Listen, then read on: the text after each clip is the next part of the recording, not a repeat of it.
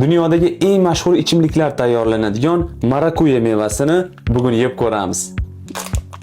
Ushbu mevalardan antiqa shirinliklar va pishiriqlar tayyorlashar ekan. Qolaversa O'zbekistondagi eng qimmat to'ylarda qo'yiladigan mevalardan biri ekan. Hamda ushbu mevalarni odamlar o'zi yemasdan, balkim turli xil kokteyl va ichimliklarni tayyorlashga ishlatishiga sabab bu meva juda ham nordon emish.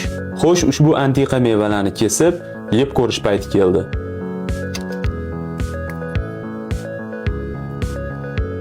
Hidini hillab ko'ramiz.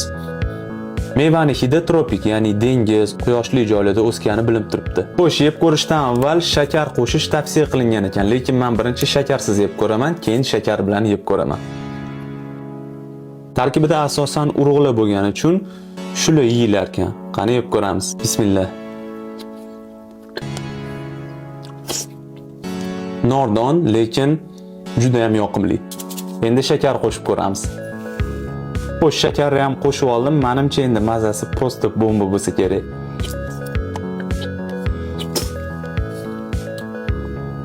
Ha, aziz do'stlar, agar sizlar nordon va sitrus mevali sevuvchisi bo'lsanglar, bu sizlarga ideal variant.